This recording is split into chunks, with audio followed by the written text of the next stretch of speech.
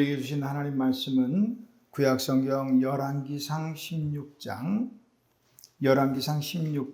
5절부터 7절 말씀이 되겠습니다. 열왕기상 16장 5절에서 7절 말씀, 구약성경 제가 지적으로 543페이지에 있습니다. 찾으신 줄 알고 오늘 우리에게 주시는 하나님의 기록된 계시의 말씀을 제가 봉독하겠습니다. 하나님 말씀을 경청하시기 바랍니다. 바하사의 남은 사적과 행한 모든 일과 권세는 이스라엘 왕 역대지략에 기록되지 아니하였느냐? 바하사가 그의 조상들과 함께 잠에 디르사에 장사되고 그의 아들 엘라가 대신하여 왕이 되니라. 여호와의 말씀이 하나니의 아들 선지자 예후에게도 임하사 바하사와 그의 집을 꾸짖으심은 그가 여로보암의 집과 같이 여호와 보시기에 모든 악을 행하며 그의 손의 행위로 여호와를 노엽게 하였음이며 또 그의 집을 쳤음이더라. 아멘. 네, 자리에 앉으시기 바랍니다. 기도하겠습니다. 하나님 아버지 은혜를 감사합니다. 오늘도 거룩하고 복된 하나님의 날, 주의 전을 구별하여 하나님 앞에 나와 예배하게 하심을 감사합니다.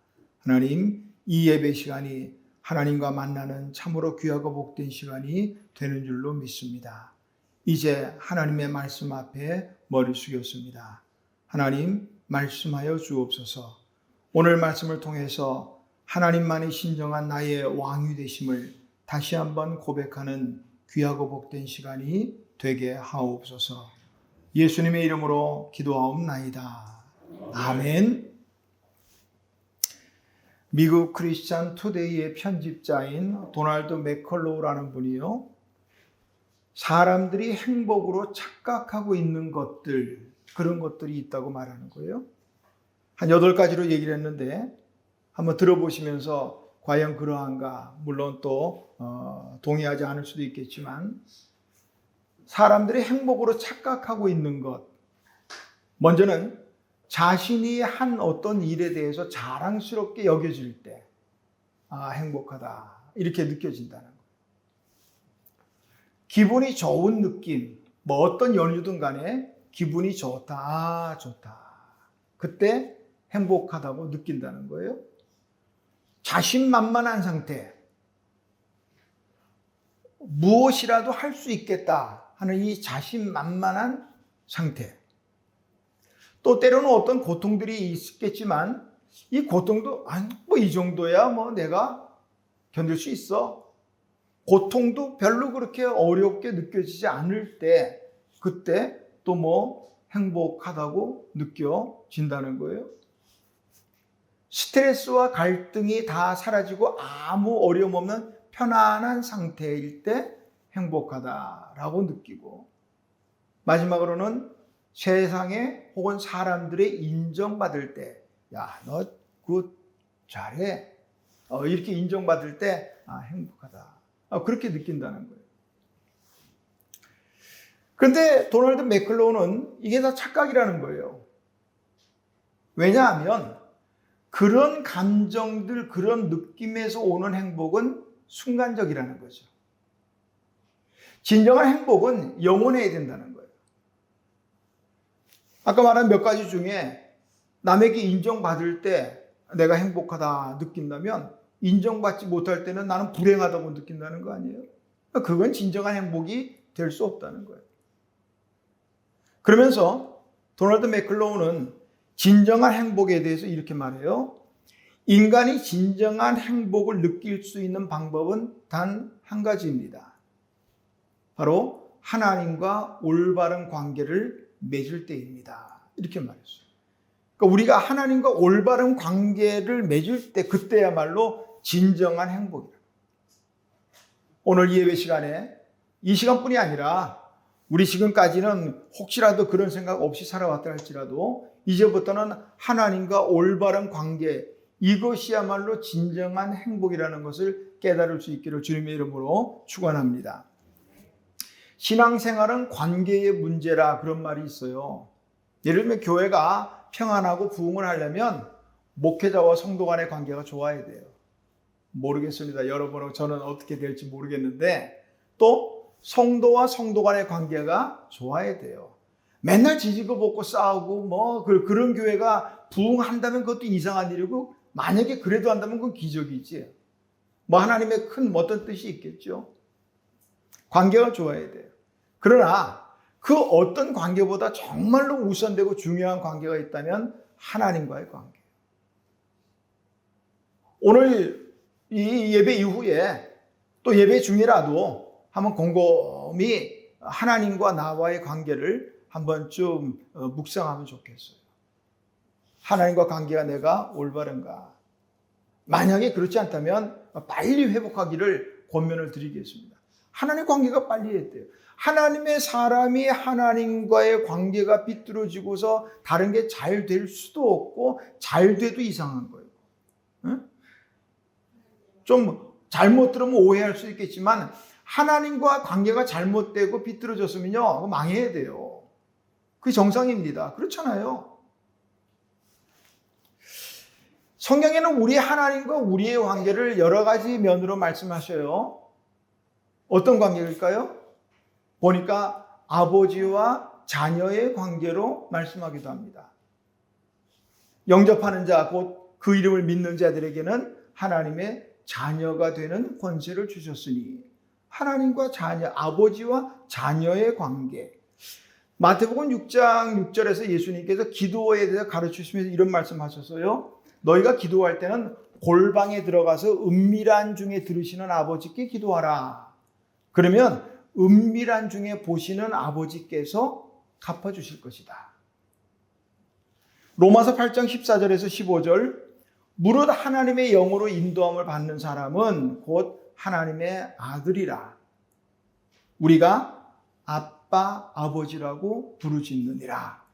아버지와 자녀의 우리가 10월 27일 지금 차별금지법 반대에 대한 예배, 집회를 앞두고 있는데 하나님을 만약에 잘못돼서 다른 모든 나라들처럼 OECD 국가에는 우리나라만 차별금지법이 지금 통과가 안 되고 있다고 하는데 만약에 다른 나라들처럼 통과가 된다면 더 이상 하나님을 아버지라고 부를 수가 없는 때가 되겠습니다. 그렇게 되면 그 유튜브에 나온 일어날 상황들에 대해서 나온 걸 보니까 그러더라고요. 하나님 아버지, 아니 하나님 아버지, 하나님 어머니. 또 요건 누구 입장에? 우리 입장에서 하잖아요. 만약에 우리 자녀들이 있자면 하나님 형, 하나님 누님, 하나님 삼촌, 하나님 할아버지. 차별하지 않으면 다 불러야 된다는 거예요. 뭐 옛날 생각이 나네요. 우리 옛날 소설에 뭐 아버지를 아버지라 부를 수 없는 그런 소설도 있었죠. 참 희한한 세상 우리가 살아가는 건 분명해요. 어쨌든 여기까지만 하고 아버지와 자녀의 관계가 있고요. 그런가 하면 또 목자와 양의 관계도 있어요. 시편 100편 3절 보니까 그는 우리를 지으시니요 우리는 그의 것이니 그의 백성이요 그의 기르시는 양이로다. 양으로. 시편 23편에서 다윗도 노래하죠. 여호와는 나의 목자시니 내게 부족함이 없으리로다. 목자와 양의 관계도 있고 그런가 하면 이사야 45장 9절이나 또 예레미야 18장 1절에서 6절을 보니까 토기장이와 진흙의 비율. 하나님은 토기장이시고 우리는 진흙이요. 토기장이 하나님이 만드는 데 따라 뭐 여러 가지 다양한 그릇들로 만들어진다는.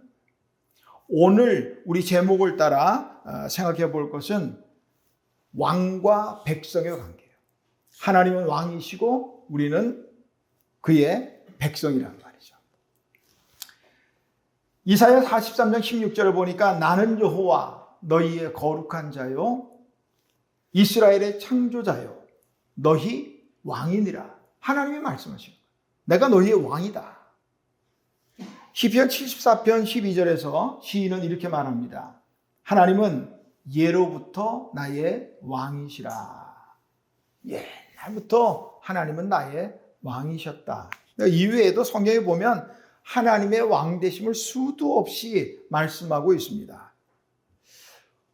오늘 교동문을 제가 시편 145편을 63번 145편을 정했는데, 교동문이나 또 예배의 부름 때 읽는 이 말씀들을 가만히 잘 귀담아 들으면 그날의 설교 말씀과 연관이 되는 것을 느끼시면 좋겠어요. 시편 145편 1절에서 다윗은 이렇게 말해요. 왕이신 나의 하나님이여, 내가 주를 높이고 영원히 주의 이름을 송축하리이다. 다윗은 하나님을 왕이라, 나의 왕이여, 이렇게 고백해요. 하나님은 우리에게도 왕이 되시는 줄 믿습니다. 왕이시에요. 오늘 열왕기상 16장, 사실은 내용을 15장 우리가 맥체인 통독으로 읽고 계시다면 15장부터 16장 전체를 좀 다 보면 좋겠는데요. 15장으로 잠깐 앞으로 한 장만 넘기시면은 열왕기상 15장 9절에서 10절에 보면요. 이스라엘의 여로보암 왕 제20년에 솔로몬 이후에 이스라엘이 남유다와 북이스라엘로 나눠졌어요. 그리고 남유다에는 르호보암이 초대 왕이고요. 그 다음에 북이스라엘은 여로보암이 초대 왕입니다. 그러니까 북이스라엘의 여로보암이 20년 왕으로 된 지 20년 되던 때에 남쪽에는 아사라는 사람이 왕이 됐어요. 유다가 왕이 됐어요. 유다에. 그래서 10절 보니까 41년 동안을 다스립니다. 이 아사는 대단히 선한 왕이에요. 남북 합쳐서 39명, 또 학자들에 따라서 40명 이렇게 얘기도 합니다만은 이 39명의 왕 중에 지극히 선한 왕이 몇 있는데 그 중에 한 사람이 바로 이 아사예요. 아사는 오늘 말하면 종교개혁을 일으킨 사람이에요. 어느 정도냐? 11절 보니까 하나님 보시기에 정직하게 행했다는 거예요.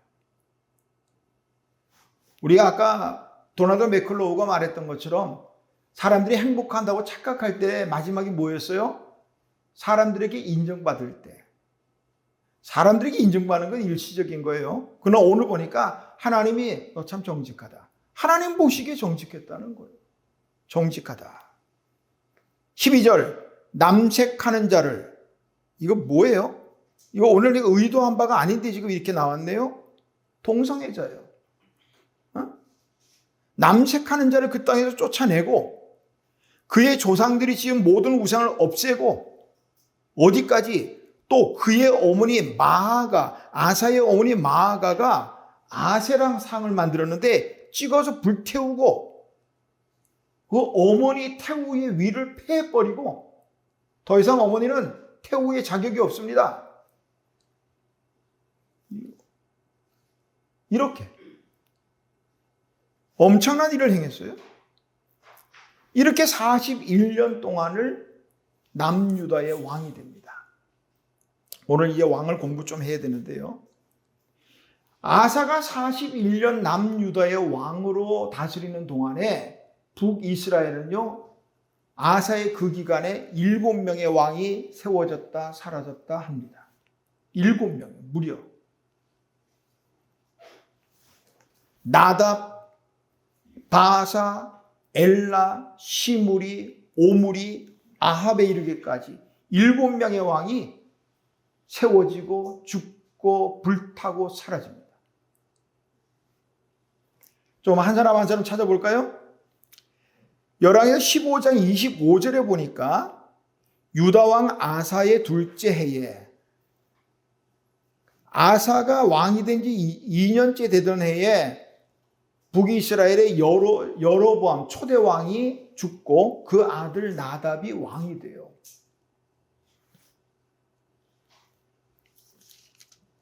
그런데 그 나답을 바사라는 사람이 27절 이사갈 족속 아히야의 아들 바사가 그를 모반하여, 다시 말하면 반역을 일으켰다. 오늘로 말하면 쿠데타를 일으켜서 나답을 죽이는 거예요. 그리고 자기가 왕이 됩니다.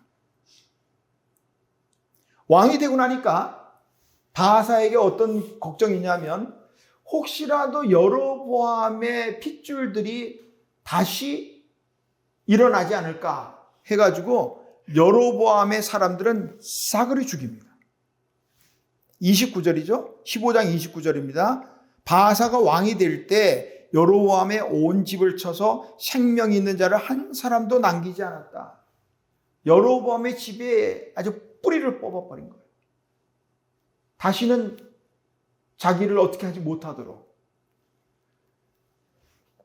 그런데 그 바하사를 이어서 이제 33절부터 보니까 이 바하사가 아주 악하게 24년을 다스렸는데도 악하게 행했고, 그 이후부터 이제 오늘 16장에 나오는데 엘라가 아들이 됩니다. 엘라가 대신하여 왕이 됩니다. 6절에 보니까 오늘 열왕기상 16장 6절에 보니까 바하사가 그의 조상들과 함께 자매 디르사에 장사되고 그의 아들 엘라가 대신하여 왕이 되니라. 엘라가 왕이 돼서 2년을 왕으로 생활을 합니다. 그런데 9절 보면 엘라가 왕이 된 지 2년 만에 술 먹고 취해 있을 때 그 신하 시므리가 또 반역을 일으켜요. 그래서 엘라를 죽입니다. 자기가 왕이 돼요. 반역이 성공을 해서 왕이 됐는데 그가 왕이 된 날은 얼마냐? 7일에 불과했다. 마치 우리 조선에 보니까 가보정변인가요? 김옥균과 서재필을 중심으로 난을 일으켰을 때 그때 3일 천하, 3일 만에, 여긴 7일 만에 패하고 말아요. 시므리가 반역했다 하는 이 소식을 듣고 오물이라는 사람이 군대를 이끌고 시므리를 치러 옵니다. 이거 진압을 해야지. 그랬더니 시므리가 어떻게 자신의 생을 마감해요? 18절입니다. 시므리가 성읍이 함락됨을 보고 왕궁 요새에 들어가서 왕궁에 불을 지르고 그 가운데서 죽었으니, 좀 비참한 죽음이에요. 왕이 돼서 그 반역이라는 어려운 일을 성공시키고 왕이 됐는데 결국 왕궁에 불 지르고 스스로 불타 죽었어요.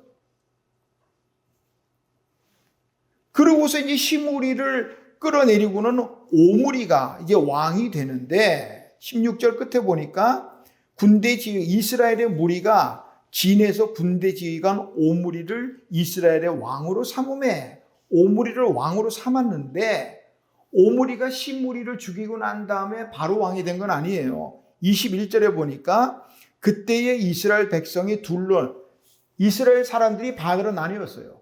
오므리를 왕으로 삼으려는 사람이 있는가 하면 또 절반은 기낫의 아들 디브니를 왕으로 삼자. 그래서 오므리와 디브니 사이에서 누가 왕이 될 거냐, 이것이 4년이 걸립니다. 4년 끝에 오므리가 진압을 하고 오므리가 이제 왕이 됩니다.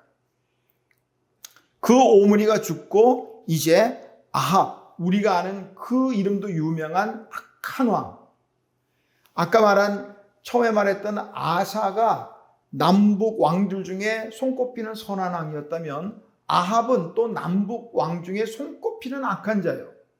그 사람이 왕이 되는. 그러니까 남유다의 아사가 41년 왕을 하는 동안에 북이스라엘은 여로보암 따지면 8명이에요. 이 7명의 왕들이 세워지고 죽고 또 스스로 불타 죽고 반역을 일으켜 암살당하고, 그리고 왕도 바로 되는 거 아니에요? 아까 오므리와 디브니 사이에서는 4년 동안 오늘 말하면 내전이 일어납니다. 이거 정말 얼마나 어려운 이 상황. 한 번도 평화롭게 이 정권이 이양이 된 적이 없어요.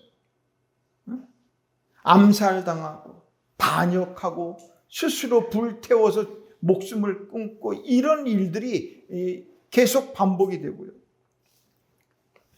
남유다가 하나님의 은혜로 태평성대를 이룬 것과는 아주 대조적인 모습이죠. 남유다와 북이스라엘이 이게 완전히 다른 이 상황이 된 이유는 어디서 찾을 수 있을까? 오늘 제목의 힌트를 따라 본다면 북이스라엘은 진정한 왕이 없었다는 거예요. 진정한 왕이 누구냐? 하나님이에요. 하나님만이 우리의 진정한 왕이 되신다는 거예요. 사무엘 당시 이스라엘 백성들이 사무엘을 통해서 요구하죠. 하나님께 사실은 우리에게도 왕을 주십시오. 우리도 다른 나라들처럼 왕을 주셔서 나라를 굳건하게 하면 좋겠습니다. 사무엘은 분노했어요. 그게 아마 하나님의 마음이죠. 너희에게는 진정한 왕 하나님이 있지 않느냐? 그런데 왜 다른 이방 나라들처럼 사람의 왕을 구하느냐? 지금까지 하나님이 너희를 애굽에서부터 인도해 내시고 이렇게 지금까지 살게 했는데 무슨 또 다른 왕이 필요하냐? 그래도 끝까지 왕을 달라.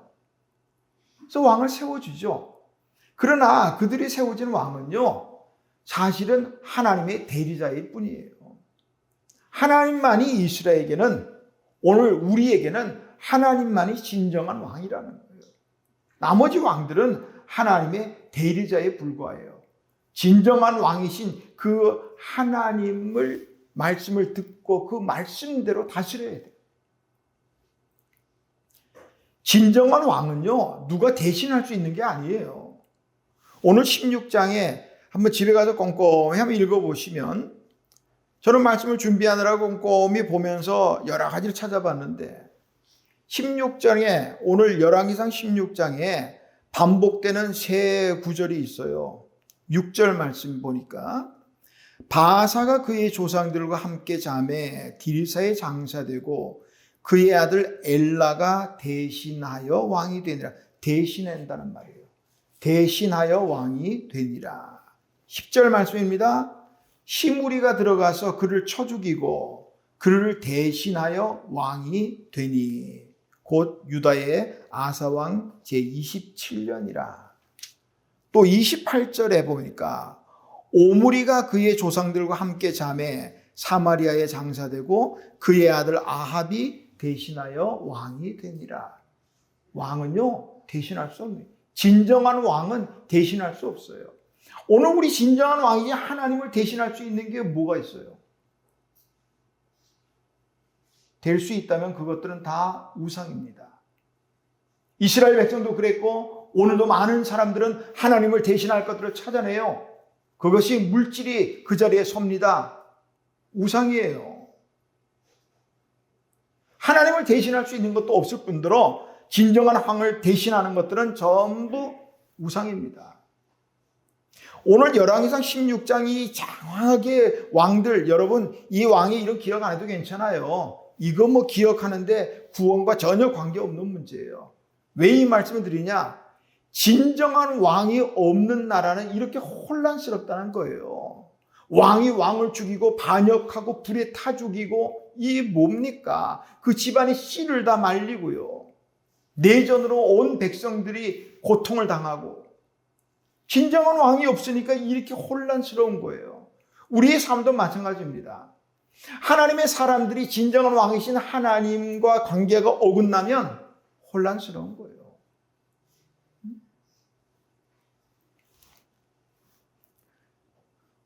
오늘 바사 보세요. 왕들 다 닮은 답답하지만 오늘 바사 6절을 한번 볼까요? 6절. 바사 좀 앞에 1절부터 그 4절까지인데요. 하나님이 선지자 예후를 통해서 1절에 보니까 바사를 꾸짖습니다. 뭐 때문에 꾸짖느냐? 그때부터 이제 하나님 말씀을 대신하는 거죠. 2절부터 보니까 내가 너를 티끌에서 들어 내 백성 이스라엘 위에 주권자가 되게 하였거늘. 다시 말하면 하나님이 너를 왕으로 세우셨다는 거예요. 티끌에서, 다시 말하면 티끌 같은 너를 왕으로 세우셨다는 거예요. 이스라엘의 주권자, 왕으로 세우셨다. 그런데 내가 어찌하여 여로보암의 길로 행하느냐. 그 결과 참혹합니다. 3절, 내가 너 바하사와 내 집을 쓸어버려 내 집이 느밧의 아들 여로보암의 집같이 되게 하리니. 여로보암은 어떻게 됐다 그랬어요? 바하사가 여로보암의 집을 씨를 말렸단 말이에요. 뿌리를 뽑아버렸단 말이에요. 너도 똑같이 그렇게 해주겠다는 거예요.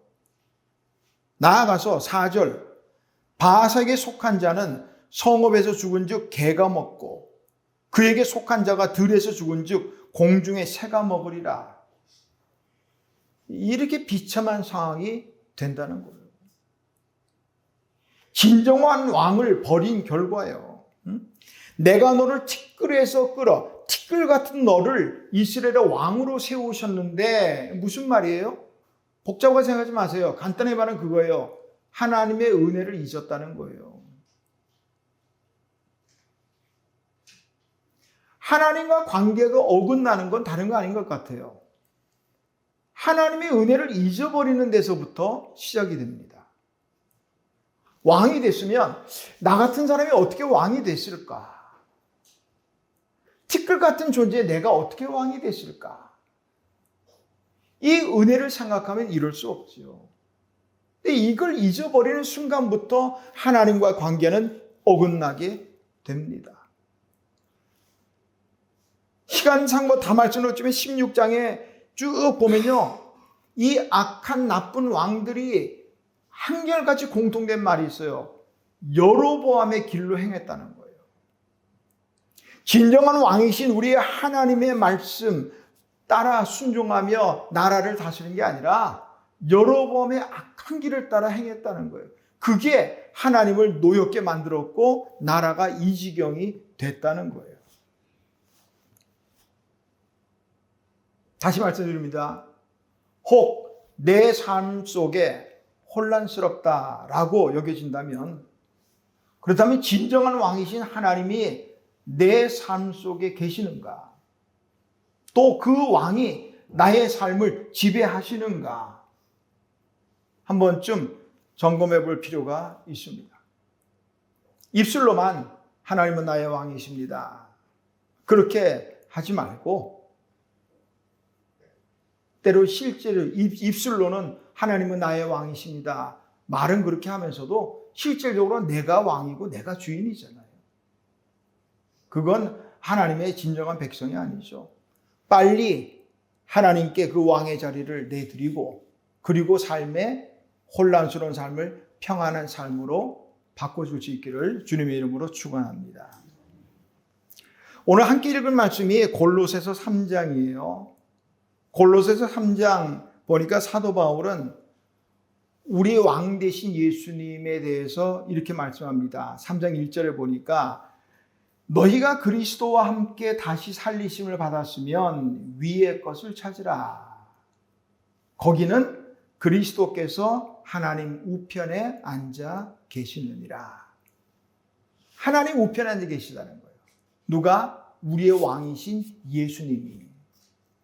우리가 매우 자주 오늘도 예배의 앞부분에서 신앙 고백했죠. 나는 전능하신 아버지 하나님 천지의 창조주를 믿습니다. 하나님에 대한 고백이 있고 그 다음에 뒤를 이어서 나는 그의 유일하신 아들 우리 주 예수 그리스도를 믿습니다. 그러니까 그 예수님은 어떤 분이시냐? 성령으로 잉태되어 동정녀에서 나셨고 본디오 빌라도에게 고난을 받아 십자가에 죽으시고 그리고 장사되지 사흘 만에 죽은 자 가운데서 다시 살아나시고 그 다음이 중요한데 하늘에 오르시어 전능하신 아버지 하나님 우편에 앉아 계시다가 하나님 우편에 계시다는 거예요. 우리가 때로 하나님 우편에 계시다. 하나님 그러면 저 멀리 이런 생각들을 하게 돼요. 하나님과 너무 멀다. 그런데 하나님은 멀리 계신 분은 아니에요. 나와 함께 하시고 내 안에 계시고. 아멘. 그렇다. 응? 주님이 내 안에 거하시면 우리의 삶이 평안해요. 왜? 주님께서 주신다고 약속하셨으니까. 평안을 너희에게 끼치노니, 평안을 너희에게 주노니 곧 나의 평안을 너희에게 주노라. 이 평안은 세상이 주는 것 같지 않다. 이 평강의 주님이 우리와 함께 하시고 내 안에 계시면 어떤 슬픔이나 어떤 근심, 두려움도 사라지게 된다는 거예요.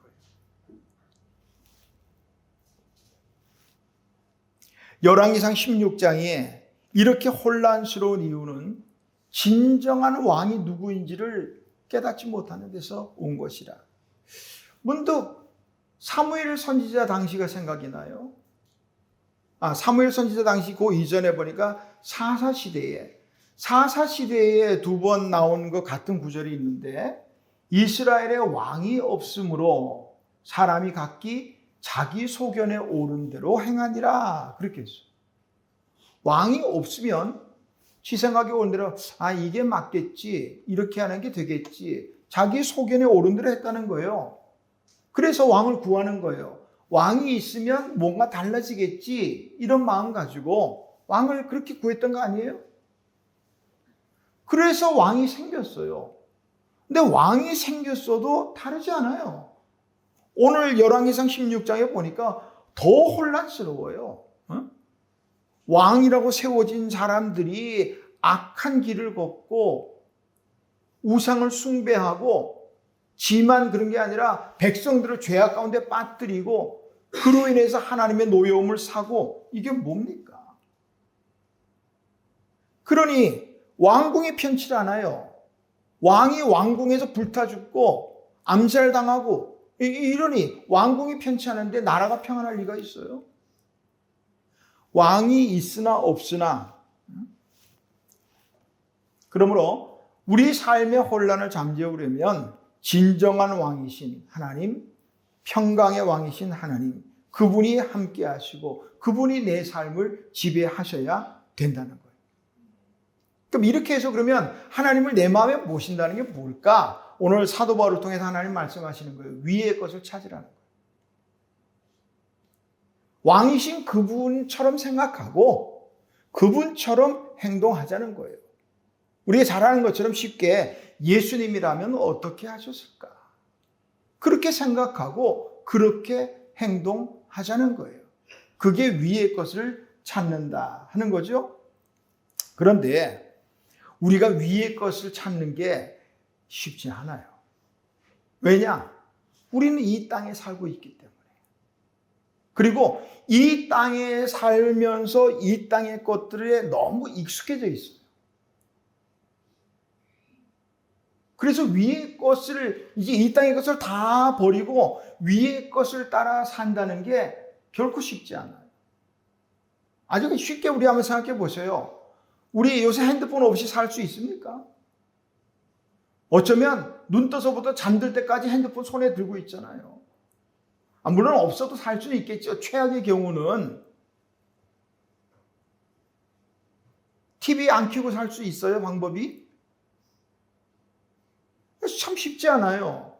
이 땅의 것들이 이미 우리의 삶을 얼마나 많이 지배하고 있는가 보면 돼요. 그러니 이거 모두 다 버리거나 포기하고 이 위의 것을 따라 산다는 게 이 쉬운 일은 아니에요. 제가 말씀을 준비해서 아무리 생각해봐도 쉽지 않겠더라고요. 저만 해도 그래요. 그러면 길이 없느냐? 그렇진 않아요. 길은 있어요. 위의 것을 맛보면 돼요. 손 들어볼까? 위의 것 맛보셨던 분. 그 경험이 있어야 돼요. 자, 지금 내 머릿속에 내가 좋아하는 음식 하나 떠올려 보셔요. 벌써 침이 돌아가? 자, 그 음식 어느 집이 제일 잘할까? 알죠? 내가 좋아하는 음식 어느 집이 제일 잘하는지 알 거예요. 그래서 그 음식 먹는다 생각하면 그 집으로 가. 좀 멀어도 가.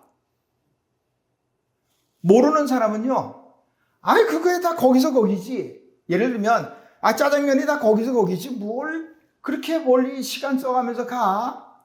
대충 한 그릇 먹고 말지. 그런다고. 그런 사람은 어떤 사람? 맛을 모르는 사람이에요. 그 어떤 집에 그 맛을 아는 사람은 시간이 30분, 1시간, 요새 보니까 2시간 걸려도 가. 왜? 그 맛을 아니까. 맞죠? 모르는 사람은, 그 맛을 모르는 사람은 그 쓸데없이 그거 한 그릇 먹는데 시간을 그렇게 써가면서 그러지. 맛을 아는 사람은 절대로 허비한다 생각하지 않아요. 왜? 그 맛을 알기 때문에.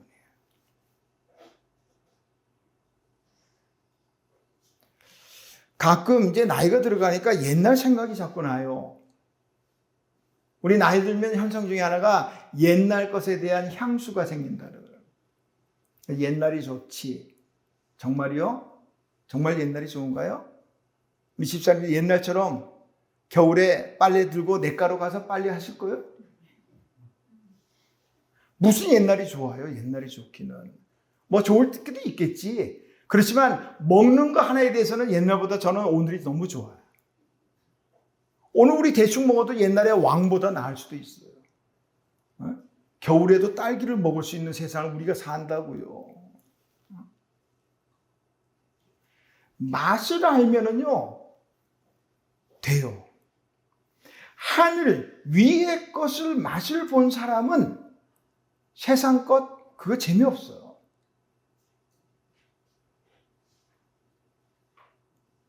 하나님께 기도해보고 그 기도에 대한 응답을 받아본 경험이 있는 사람은, 그 맛을 아는 사람은 목사가 잔소리 안 해도 기도해요. 그런 것 같아요. 위의 것을 맛볼 수 있기를 주님의 이름으로 축원합니다. 응? 신앙생활을 제대로 못하니까 다 그게 그거지 기도해도 그뿐이더만. 무슨 사람? 위의 것을 맛보지 못한 사람이 하는 소리예요. 오늘부터 위의 것 맛보고 정말 우리 진정한 왕 되신 그분처럼 생각하고 그분처럼 살아가자고요. 그럼 이렇게 진정한 왕이 되신 우리 하나님과 우리의 백성의 관계가 됐다면 우리가 할 수 있는 것은 무엇일까?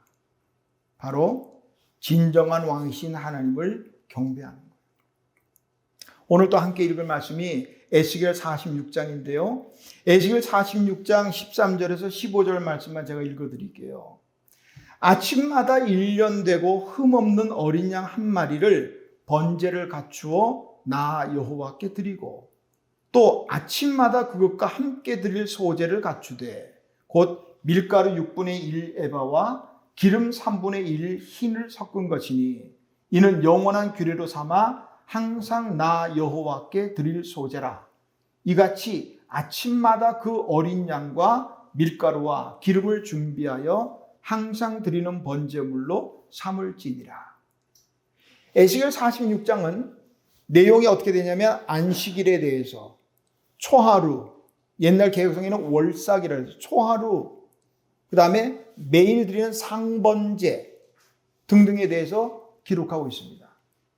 우리가 하나님 앞에 안식일, 그러니까 오늘 주일이죠. 주일날도 예배를 드려야 되고 매월 시작하는 첫날도 하나님께 예배할 수 있지만 중요한 건 매일 드려야 된다는 거예요. 매일 진정한 왕 되신 하나님께 예배해야 한다 하는 말씀이에요. 이거는 다른 사람이 한 게 하나님께서 직접 하신 말씀이에요. 아침마다 1년 되고 흠없는 어린 양 한 마리를 번제로 갖추어 나 여호와께 드리고, 하나님께서 하시면 나에게 드리라는 거예요. 이게 3번 다 반복됩니다. 에스겔 46장 13절에서 15절의 말씀. 근데 우리가 아침마다 예배할 수는 없죠. 그러나 아침마다 하나님을 경배할 수 있어요. 아침마다 왕 되신 하나님께 경배하며 기도하며 하루를 시작할 수 있습니다. 아침마다 왕이신 하나님의 말씀을 읽고 묵상하며 그 말씀을 인도를 따라 하루를 살아갈 수 있습니다. 아침마다 왕 되신 하나님을 생각하며 하나님과 동행하는 하루가 될 수 있습니다. 매일같이 하나님께 경배하는 것.